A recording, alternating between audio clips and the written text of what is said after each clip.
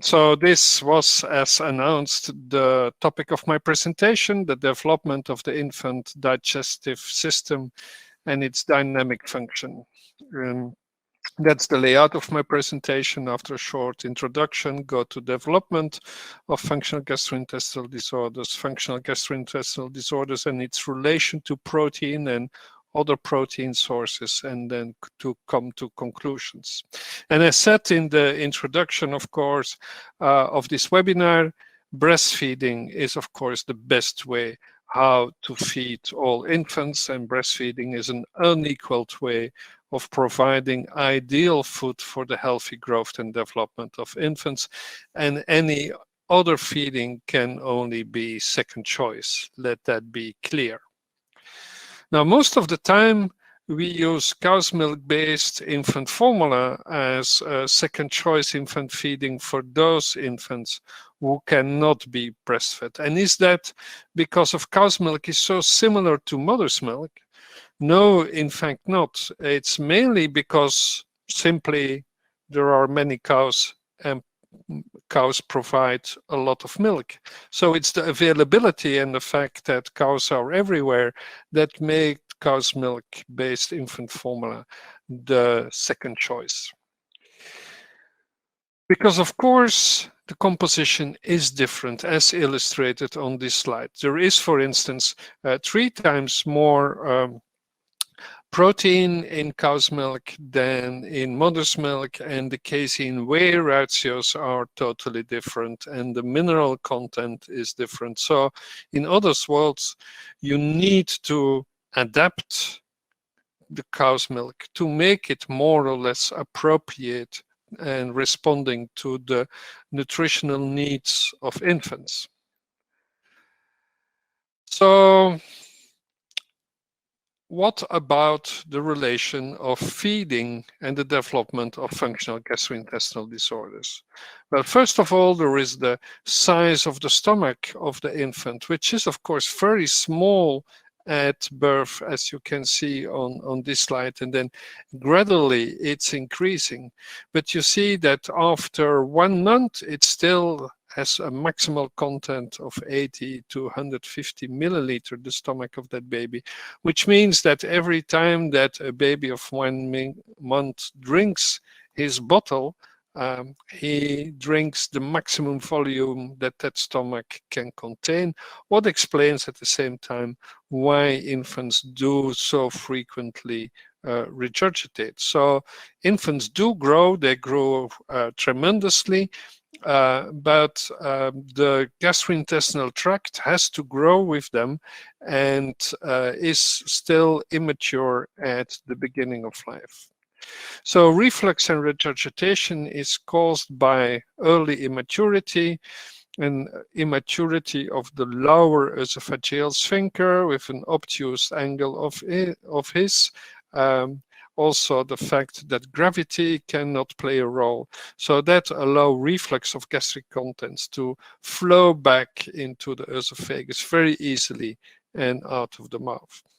And there are indeed a lot of different factors involved in the pathophysiological mechanisms of gastroesophageal reflux disease. But I think that for infants, volume is one of the major causes because of the small volume of the stomach at the one side and the large volume that those infants need to drink to grow appropriately at the other side.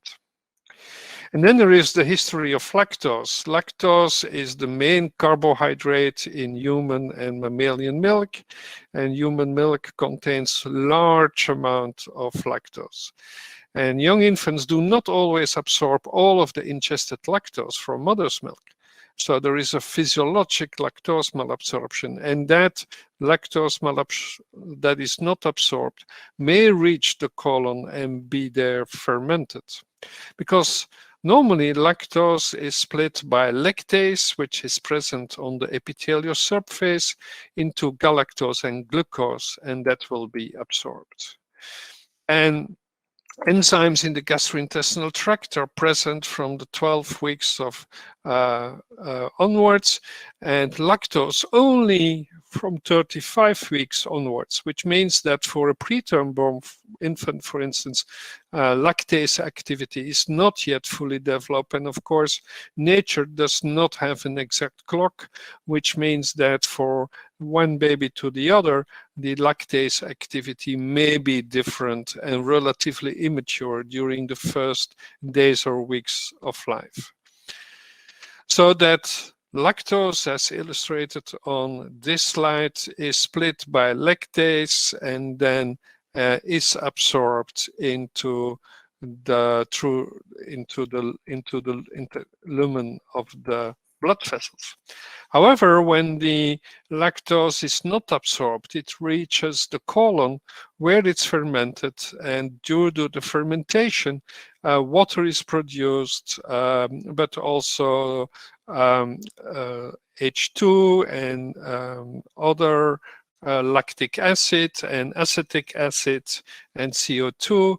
And because of that fermentation, gas is formed, and that may cause gassiness and colics and crying in those babies.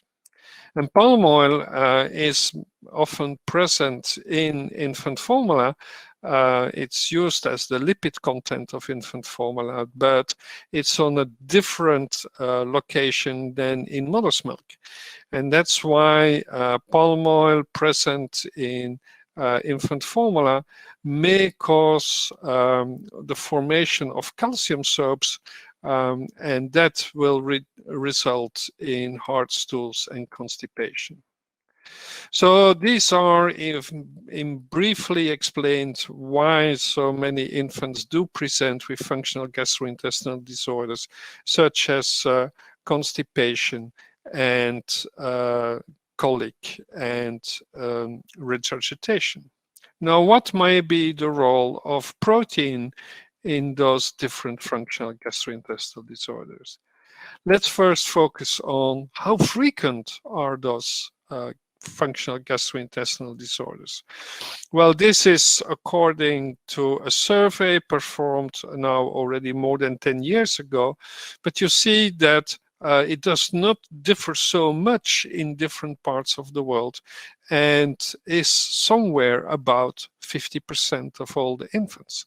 So one infant in two presents at least once during the first 6 months of life with one or another functional gastrointestinal disorders. So this is from a multi-center study performed in Europe, looking at the frequency of different functional gastrointestinal disorders in almost 3,000 infants, and showing that the prevalence of any functional gastrointestinal disorder in infants is 25%, and in toddlers 11%, which still is 25%, a very high proportion, 1 in 4, and its functional disorders are more prevalent in young infants than in toddlers. And infant regurgitation was the main predominant functional disorder in the infants. A younger age and formula feeding are associated with the prevalence of any of those functional gastrointestinal disorders in infants. And they are all interrelated, because when we discuss functional disorders, we often discuss one separately from the other, and we'll do the same. But in fact, in clinical daily life, they are interrelated, because if an infant cries a lot, there is fuzziness, there is gassiness, there is abdominal distension and constipation and regurgitation. So whenever an infant starts to cry, that causes regurgitation, but it's for the healthcare provider not always clear if it's not the regurgitation which is causing the crying. So there is a close interrelation between all these functional gastrointestinal disorders. Data coming from France, again in almost 3,000 infants, showing again that a lot of infants do present with a combination of different functional disorders. And it's in fact a majority. So more than 75% of the infants, according to these data, present with at least 2 different functional gastrointestinal disorders, and up to 15% with 3 or more. And you see at the bottom of the slide in the table the combination and the distribution of the different functional gastrointestinal disorders. But so the majority of infants presents with a combination. Other data, but similar data from a different study, showing that infants in dark gray with colic or in light gray when they have no colic, that the difference in other gastrointestinal disorders at the age of 4 weeks or 8 weeks is huge. So an infant with colic presents, has 2 to 5 times higher risk to present also other functional gastrointestinal disorders than an infant who does not have colic. So again, the close interrelation. And of course, there is the parental perception, which plays a major role. There is the medical reality and the coping. So reassuring the parents, taking a good history, a complete physical exam, and then trying to explain the origin of the functional disorder and explain that it is transitory, and trying to reassure those parents will help in solving the problem for those infants. But besides that, we need to do, of course, something more. Now, what about infant regurgitation? According to review of the literature from data that were published, we concluded some 5 years ago with a large group of co-authors that a troublesome regurgitation, a reason for parents to seek medical help because of regurgitation, occurred in about 25% of all the parents. Important to know also is that the more frequent that an infant does regurgitate, the higher the risk to have reflux symptoms later in life. We don't have much data to say that, but these are data from Australia showing that infants spitting up during 90 days or more during the first 2 years of life have a greater risk for reflux symptoms at 9 years. Unfortunately, we do not have data that early intervention may change something to this long-term outcome. And there are not many comparative trials which have been performed with comparing different thickened formula, because of course thickened formula is the recommended way how to manage infant regurgitation. But there are at least some data which suggest that a partial hydrolysate thickened with starch may result in a better efficacy than a thickened formula with intact protein. What about constipation?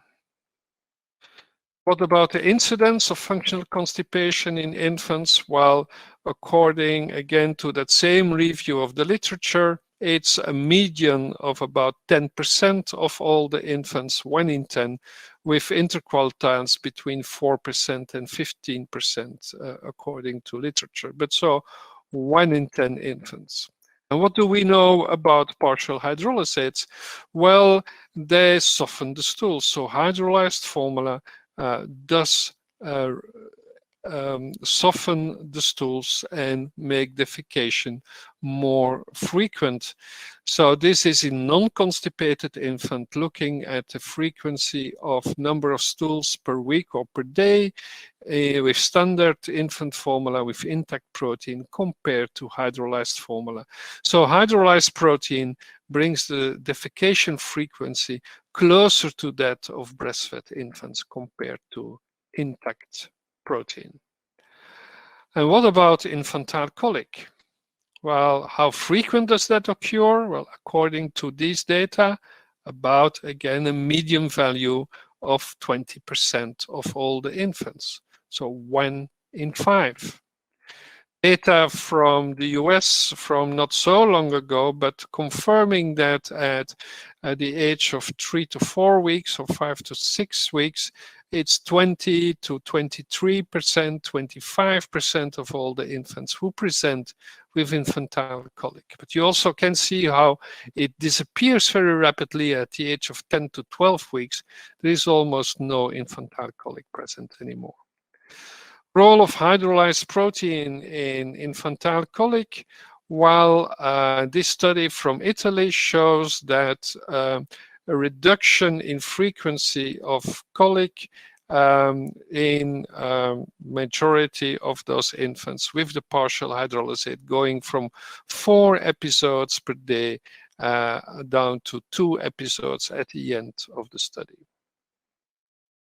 So partially hydrolyzed protein may play an important role in the management of functional gastrointestinal disorders in infants. What about other protein sources? Well, formulas from animals other than cow or soy-based formula have no indication in the prevention of allergy, and other plant-based formula are not really studied for this purpose. But let's focus on the milk proteins in goat milk infant formula. You see here that comparison between cow and goat and human milk, and that the whey casein ratio in cow milk and goat milk is the same, and it's different in human milk. But you see that the casein profile in goat milk is much closer to the casein profile in human milk than the casein profile in cow milk. So the composition of the casein protein in goat milk is closer to the structure of casein in human milk than the casein structure in cow's milk. It's also illustrated at the bottom of the slide, where you see it more presented in a figure, and it illustrates that goat milk, the milk casein composition is certainly not the same as in human milk, but it shows that it is much closer to the composition of human milk than that of cow milk. And what's the impact of that? Well, the goat milk casein is better accessible for digestive enzymes.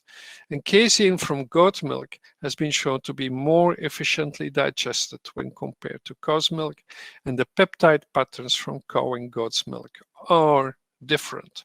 So in the stomach, goat's milk has a different structure than cow's milk-based infant formula. And then there are a lot of in vitro and animal studies performed about the bioavailability of goat milk. And goat milk has a higher bioavailability in protein, fat, and several minerals versus cow milk. And that has been shown in vitro and in animal studies. And you see the list of studies illustrated on this slide, both for protein, for fat, and for minerals.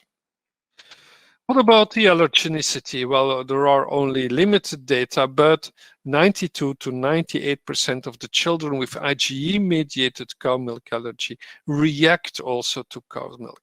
So goat milk infant formula is certainly not recommended for children with a confirmed cow milk allergy. It's not a good idea to treat a cow's milk allergic infant with cow's milk-based infant formula.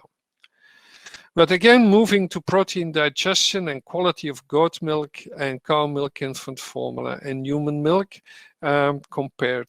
This study from some 3 years ago showed that the protein quality is not different between goat and cow milk infant formula and human milk.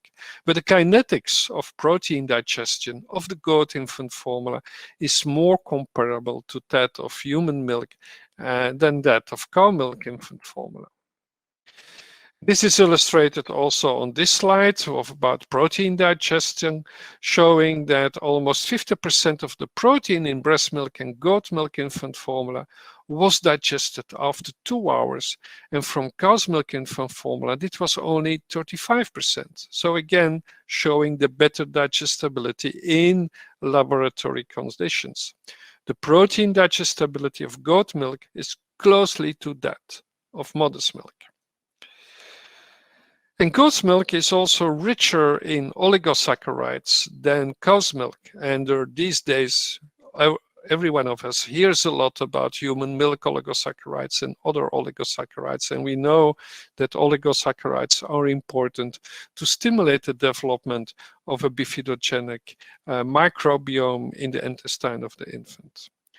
And the oligosaccharides in goat's milk, what has been shown of them is that 5 are structurally similar to those found in human milk. Of course, it's far away from the 200 present in mother's milk, but it's much more than those present naturally in cow's milk. And they significantly enhance the growth of bifidobacteria and lactobacilli and reduce the addition of Escherichia coli and Salmonella in cells, so in laboratory conditions. So together, these results suggest that oligosaccharides naturally present in goat's milk-based infant formula exhibit strong prebiotic and antipathogen adhesion properties and may confirm gut health benefit to infants. Another study from now 2 years ago showing that the different peptide structures explain the reported differences in digestion characteristics of cow and goat's milk. And what about the nucleotides? Well, the nucleotides concentration in goat milk are naturally higher than those in cow's milk infant formula. And that's illustrated in the analysis, the picture that you see. So formulas based on goat milk have 4 or 5 times higher naturally occurring levels of total nucleotides than cow's milk-based formulas, which levels of at least 25% of the maximum levels previously reported in mature human milk. So it's still far away from the levels in human milk, but again, it favors goat's milk in comparison to cow's milk. And in a prospective clinical study, it was shown that infants fed breast milk or goat or cow milk infant formula during the first 4 months of life displayed similar growth outcomes. And the stool characteristics of infants fed goat milk infant formula resembles the stool characteristics of those infants fed human milk, which is not the case for the cow's milk-based infant formula. So goat milk formula provided growth and nutritional outcomes in infants that did not differ from those provided by standard whey-based cow milk formula. That brings me to the conclusion of my presentation. Of course, breastfeeding is the best way to feed all infants. There is no evidence that breastfeeding protects for atopic or allergic disease if we're looking in compared to infant formula feeding. Parental perception and medical reality is very important, and coping and reassurance of the parents is very important in the management of those infants presenting with functional gastrointestinal disorders. But so whenever we as a healthcare professional see parents that come to consult because of their infant who cries a lot, who is constipated, who is regurgitate a lot, we need always to educate and reassure them. But since it's a functional disorder, I try to show you that disease is not involved and that the first choice for the management of regurgitation and infantile colic and functional constipation should be parental reassurance with nutritional management. And that will result in an infant that is symptom-free, or at least an infant in which the symptoms decrease a lot, which makes the infant much more happy, which will result in less clinical consultation and less healthcare cost, which will at the end make the parents happy and make also the doctor very happy. And so the take-home message of my presentation, although you are all at home, but still it's a take-home message. Functional gastrointestinal disorders in infants are frequent. Nutritional management besides reassurance is fundamental. Infant formula intact protein or protein hydrolysates are nutritionally safe and adequate, and goat milk is another protein source adequate to feed infants. And with this last slide, I would like to thank you for your attention.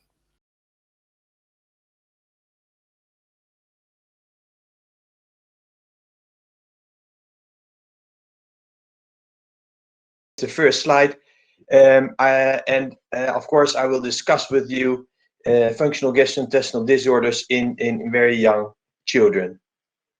The outline of the presentation, I will discuss the Rome 4 criteria, some about epidemiology, although Ivan Vandenplas, as usual, told already a lot of studies and discussed the studies about prevalence. And then the main topics are infant colic and constipation. Nice new news for you is that we already are discussing the Rome 5 criteria. It will be more and more sophisticated in 5 to 10 years time, and then we have the Rome 5 criteria. So how did it go until now? Well, as you know, this is the slide about the chronology of the Rome criteria. In the old days, children were absolutely ignored, but since 1999, a group of pediatric gastroenterologists and pediatric psychologists introduced the pediatric criteria. At that time, we copied the adult criteria, but in 2006, two different groups were formed, one who took care of the young children, and one group discussed the different criteria and the older children. And then 10 years later, and we will discuss this now, the Rome 4 criteria appeared. So what does it look like in very young children? Hopefully you are familiar with this slide. They are described in Gastroenterology in 2016, and these different entities are listed here, which you might find in daily practice in infants and toddlers. So infant regurgitation, which is very common, as you heard from Professor Ivan. Infant rumination, which is not so common, like cyclic vomiting, which is also a rare syndrome in young children. But in contrast, infant colic, infant dyschezia, and functional constipation are very common in daily practice. So does it matter to recognize these functional gastrointestinal disorders early in life? Yes, it does. And we have to know a lot about these difficult entities, because it can give rise to feeding difficulties, and even some mothers have to discontinue their breastfeeding. It gives parental stress, not only for the mothers, but surely also for the fathers. And among parents, it's also sometimes really difficult. It might give rise to behavioral and developmental challenges for the young child. And we do know that the quality of life, both for the child as for the family, is challenged some years later. And what also is a fact now is that, for instance, if you have infant colic, we do know now that these might be the children who develop irritable bowel syndrome later in life. So yes, we have to know these clinical entities very well, and we do have to discuss this with the parents. Again, early, if you look at the children 8 years of age, and you look at the odds ratios for those children who have infantile colic or regurgitation or constipation, and as you can see from this slide, the odds ratio is almost 3 if you look at the children later in life. So what about prevalence?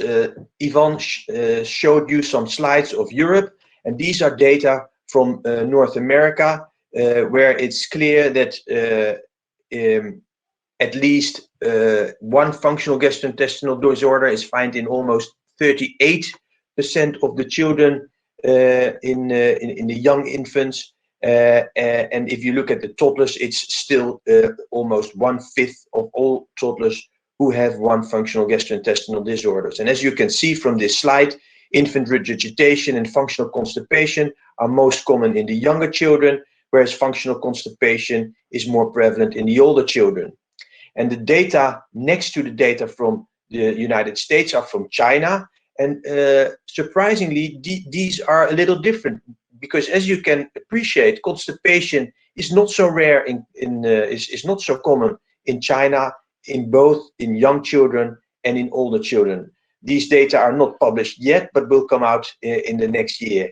We have no clear clue why there is such a big difference between those children living in China and the United States. And this slide you already saw, but in a little different way from Ivan. These are the prevalence data from European children in Holland, Belgium, and Italy, and they are similar to those prevalence data as presented in the United States. However, we also did a multi-regression analysis showing that younger age and formula feeding were significantly associated with the prevalence of any FGID in young infants. And surprisingly, parents subjected to domestic violence were also associated with the prevalence of functional gastrointestinal disorders in toddlers aged 13 to 48 months, which means that stress already at young age might cause functional gastrointestinal disorders even in young children.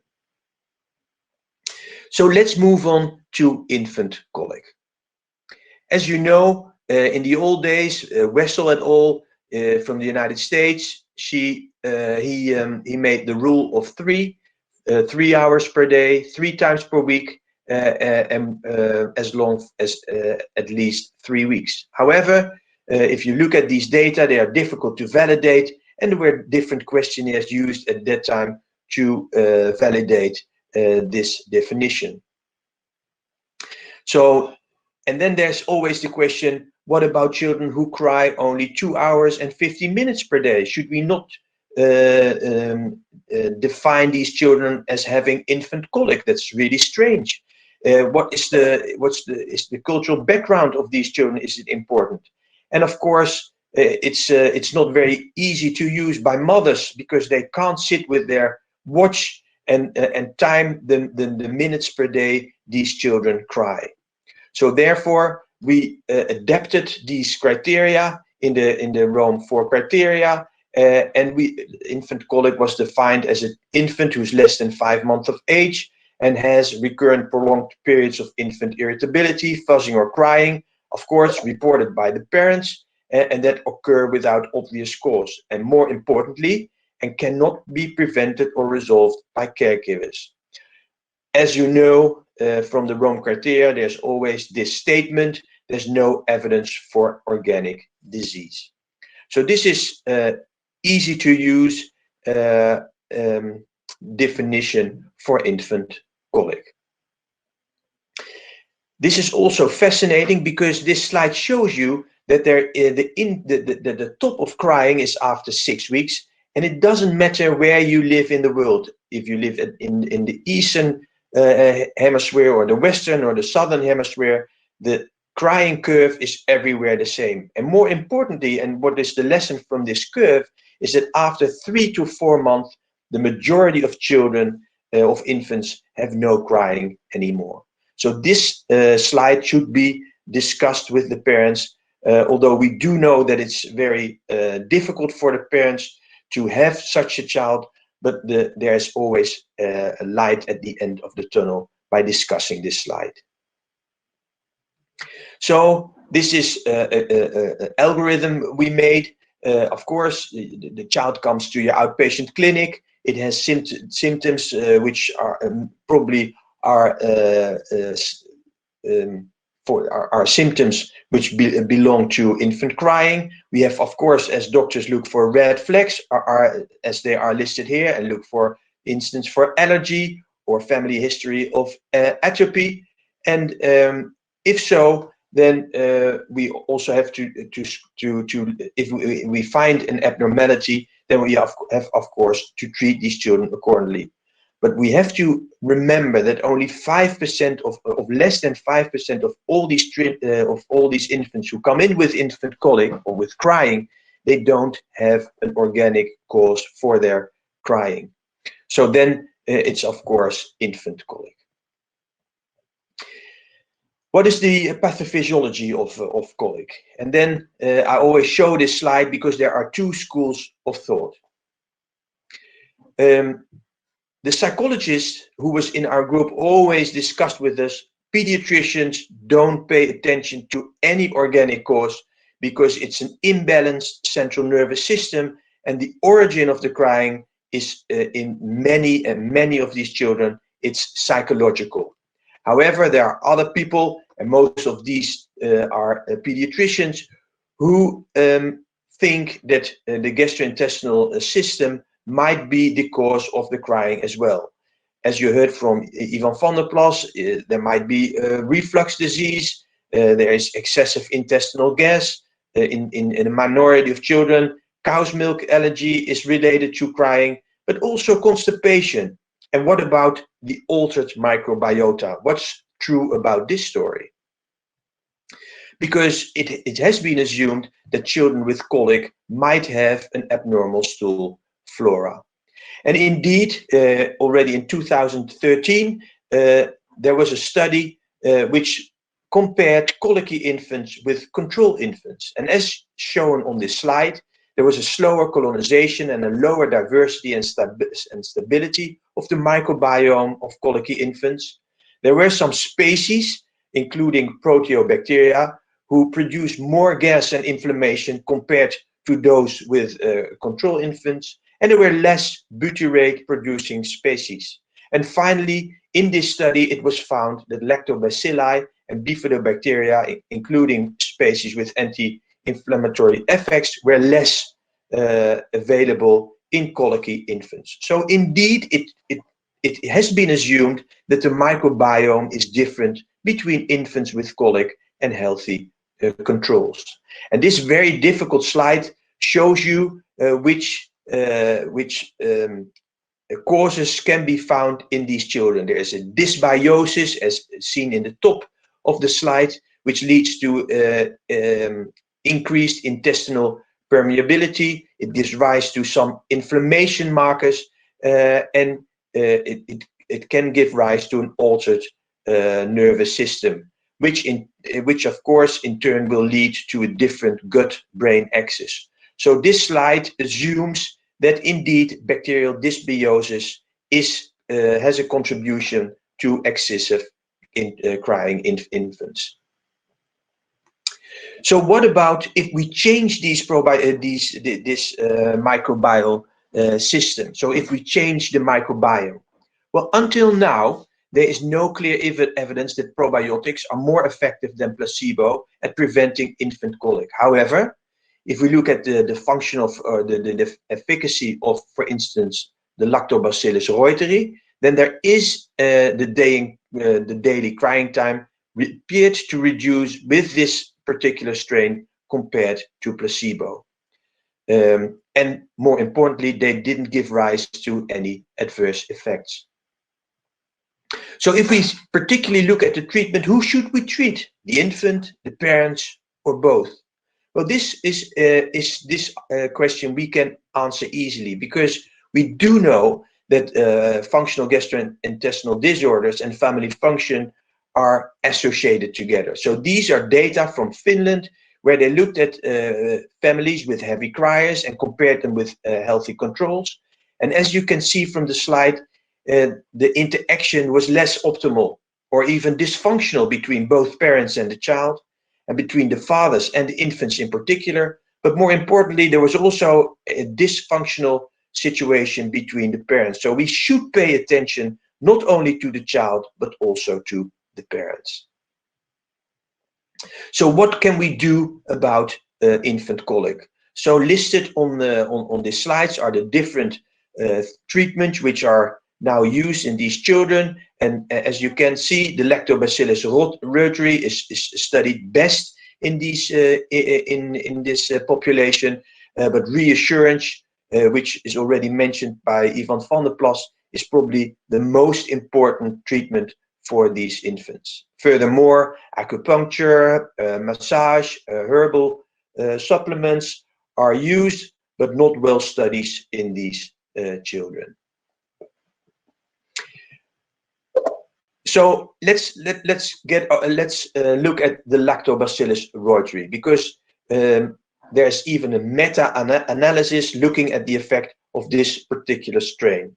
So until now, there has been several trials involving more than 400 children now with colic, and these studies showed that in the probiotic group, the average crying time was less compared to placebo. And at all time points, so after 21 days and after 6 weeks, it was shown that the probiotic group, twice as likely as placebo, showed success with respect to the crying time. More importantly is to state that the intervention effects were more dramatically found in children who were breastfed compared to those who were formula fed. So it means that breastfed babies, with in addition the Lactobacillus reuteri, were more, the crying time decreased significantly more compared to those children who were formula fed. So I hope you can see this slide. It goes a little different than I made it. So on the right top of the slide, you can see the criteria for infant colic. We look for warning signs like vomiting, back arcing, GI bleeding, failure to thrive, abdominal distension. If yes, then of course you have to refer to a pediatrician or treat accordingly. Are there signs of allergy? Then you might think about to start a cow milk-free diet. And if you see improvement, then of course you have to challenge these children. If you have no improvement after your cow milk-free diet, or there are no warning signs, then it's very important to look for anxiety in parents, and you have to look for parental depression, because we do know that the risk for child abuse in these patients is very high, especially after 6 weeks. So you have to think about taking these children into the hospital if there is anxiety in parents, parental depression, or exhaustion, or if they are exhausted because of the risk for child abuse. And as I showed to you, you might consider then the probiotic strain Lactobacillus reuteri. Okay, so this was infant colic, and I will finish with what you already probably know: the short-term consequences of infant colic. They are in the majority benign, but it can of course lead to family problems, to maternal postnatal depression, marital stress, decreased breastfeeding duration, and child abuse, as I already mentioned. But also, if you look at the long-term consequences, there are nice papers showing that these children later in life have more emotional problems, sleep problems, and are hyperactive or have even migraine.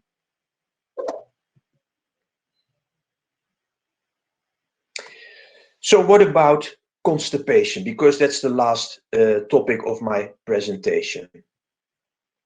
So this slide again is very important because it shows you the normal bowel frequency in the different age groups. And as shown on this slide, the very young child who's born in the first week of life, the number of stools per day varies between 1 and 6 times per day. And as you can see from this slide, at the age of 3 years of age, the child has almost the same defecation pattern as we have as adults. It's almost one per day. So again, this is very important to discuss with the parents.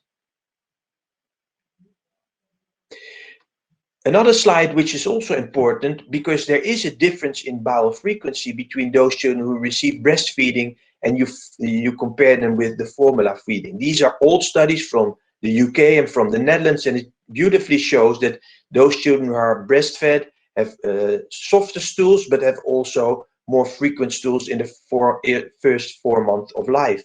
But after 4 months of life, there's no difference anymore with respect to the defecation pattern between those children who still receive breastfeeding and who already are on formula feeding. But in the first 4 months of life, you have more frequent stools, which are, of course, more softer.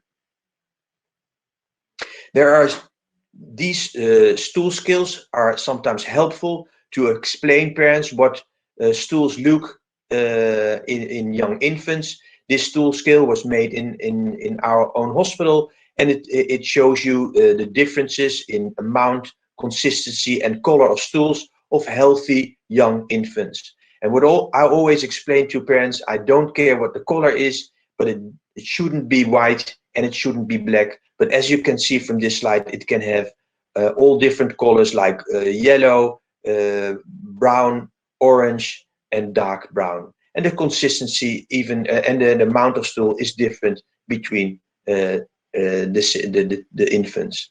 And this stool score was also this stool scale came out last year. It's called the Brussels Infant Stool Scale, as you can see from the picture on the right side. And we used different stool forms, which are seen in the diapers, because of course there is a difference between toddlers who become toilet trained and very young infants. So this stool scale was specifically made for toddlers, and is also nice to explain to parents. So these are the Rome 4 criteria for constipation. They are not very difficult to use. In summary, it's infrequent, painful, hard stools, sometimes with a large diameter. And what's new in the Rome 4 criteria, of course, we look at those children who are toilet trained, yes or no, because as you know, fecal incontinence is the most important symptom of constipation in young children. So if you do a medical history and physical examination and you use a bowel diary, you don't have to do anything, because we do know that more than 90% of the children will have a functional defecation disorder, and the main symptom of all these functional defecation disorders is constipation. But we do have to know that in very young children, infant dyschezia, which is problems around the defecation, might be there as well. And in those children, we only have to reassure the parents and don't have to do anything. So these children don't need any laxative. In very rare cases, and if those young children are not treated successfully with oral or rectal laxatives, it might be the case that the child has anal achalasia. In those children, we need to do a rectal biopsy, which will show you normal ganglion cells. But if you then perform an anal rectal manometry, you will find out that these children lack the rectal inhibitory reflex, which means that they have anal achalasia, and these children should be treated with Botox. So these children mimic Hirschsprung's disease, but they have ganglion cells, but they don't have the rectal anal inhibitory reflex, and they should be treated with Botox. Again, this is a very rare disorder in children and is not a functional gastrointestinal disorder. So a few words about epidemiology. This is a study we did, and it shows that 10% of the children worldwide face functional constipation. Vera Luning-Bauke in the past looked at young children with constipation, and she found that not bowel frequency is the most important symptom in these children, but hard and painful bowel movements are more common in these children compared to bowel frequency. So we have to keep that in mind, that hard bowel movements are probably the most important symptom of constipation in young children. The pathophysiology of constipation is difficult. We do know that behavior, especially in young children, is the most important cause of constipation. These children withhold instead of relax their sphincter muscles, and because of anxiety or stubbornness to go to the toilet. So we do think that withholding in young children is the most important cause of constipation. Of course, we have to look for abuse, we have to look for diet, and the microbiome might be involved in children with constipation, but it's far too early to already state that this is the fact. And of course, in many children, we will not find in the older children what really is the cause of constipation. So what is the best treatment of constipation? And it's also not so easy. Some doctors advise to start to give olive oil, which mainly consists of triglycerides. But we do know that oil, which is a fat, is almost completely absorbed in the small intestine. So it's completely wrong to start to add oil to the formula, except of course for children with malabsorption. Olive oil does not reach the colon and will not exert a laxative effect. So at the end of the day, the child doesn't defecate, but is a fat baby because of the fats it receives from the doctor. We also know that mineral oil is an effective laxative and is not absorbed by the small bowel, but it's forbidden to give mineral oil before the age of 2 years of age because of the chance of pneumonia. What about prebiotics, which is now the way to go, which is added to many formula? Well, the possible mechanisms to give these prebiotics are a change in the microbiota composition. It increases the microbiomal biomass. It increases the short-chain fatty acid productions, and it lowers fecal pH, which then gives rise to an osmotic effect, increasing water in content. So this is the probably working mechanisms of prebiotics and some probiotics. And indeed, if you look at studies in healthy babies, and you add a prebiotic like inulin or oligofructose, and you compare it with breastfed babies, then it almost mimics the stool pattern of these babies who are breastfed. I showed you a few slides before that the consistency and the frequency of stools in breastfed babies is always better than the formula. But as you can see from this study, it almost mimics with respect to consistency and frequency breastfeeding if you add these prebiotics. And this is another study from Brazil who shows an effect of, in this case, fructooligosaccharides, which is also a prebiotic in infants with constipation. What about probiotics? This is a problem because until now, no single study has shown a positive effect of probiotics for functional constipation. So for infant colic, the Lactobacillus reuteri has indeed shown a beneficial effect in these children. But if we purely look at the efficacy of probiotics in functional constipation, then it's disappointing. And this is the systematic review as performed by Hanya Shayevska and published a few years ago. What about adding magnesium to a formula? As we know, magnesium absorbs water and improves symptoms of constipation. This was shown in the early days by Ivan Vandenplas, and we did this study with a group of doctors in the Middle East, where we compared magnesium-rich formula for constipation, and we compared it with a standard formula. And indeed, as you see from this slide, there were significantly more complete responders, as shown on the left panel of the slide, and this was true after 7 days, but also after 29 days. So indeed, adding magnesium to a formula will lead to better water content, softer stools, and more defecation. What about starting medication in very young children? So luckily, we now have a systematic review looking at the effect of polyethylene glycol for young children with constipation. 500 children were involved. The dosage regimens varied from almost 0.5 grams to 1.1 gram per kilogram, and both polyethylene glycol 3350 and 4000 were analyzed in this study. It was effective. It gave a better stool frequency, and there were hardly any adverse effects, and they were all transient, like diarrhea and some of the infants experience abdominal pain. So yes, we can give polyethylene glycol in young children.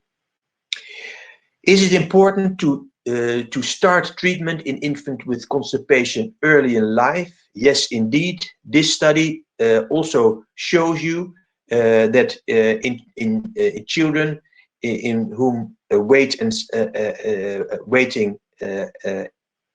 policy was used, as you can see from this slide, less than 50% of the children were symptom-free after 3 years. However, if you started the treatment with either dietary intervention or medical treatment immediately, then almost 80% of the children were successfully treated within 2 weeks, and this sustained after 3 years. So this study clearly showed that a wait-and-see policy in infants with constipation is not the way to go. We have to start our treatment immediately. So this is almost the last slide. Again, it's a little different than I made the slide. So on the left panel, you will find the left side of the slide. You will find the criteria for constipation. Of course, we didn't discuss it yet until now. But if the child is exclusively breastfed, some children have no other symptom than infrequent defecation, but they grow and they eat, and you don't have to do anything because this is a not long-lasting effect of breastfeeding. If there are warning signs, as listed in the upper box of the slide, then of course we could think about Hirschsprung's disease. But if there's no warning signs, we have to start to give reassurance. But in most cases, we will we will make the diagnosis functional constipation. Of course, if there is no proper feeding, you can change the formula. You have to discuss with how much water the formula was made, and if there's a wrong mixture, you have to adjust this. But in most cases, indeed, there is functional constipation, and as the former slide showed, early treatment with either lactulose, which is a prebiotic, or polyethylene glycol is the way to go, and to treat these children with constipation. In only very rare cases, a change in formula will be needed to treat the children with constipation. So in these 30 minutes, I showed you that the prevalence of functional gastrointestinal disorders in young children is very high, up to 30% in the United States and Europe, and constipation and regurgitation are the most common clinical entities of the functional gastrointestinal disorders. The etiology is often unclear. There are two schools, the psychological and the medical school, and the same is true for constipation. There is a role of the microbiome, but it's too early to clearly acknowledge what the role of the microbiome is in both the infant colic and constipation, but future trials will probably show us the way to go. Reassurance for infant colic is the first step of a treatment, and the role of fibers and probiotics needs to be investigated in both infant colic and constipation. And don't forget that a wait-and-see policy in young children with constipation is not the way to go, and don't be anxious to start laxatives early in life because they are helpful in most of the children. Thank you very much for your attention. I'm looking forward to your questions.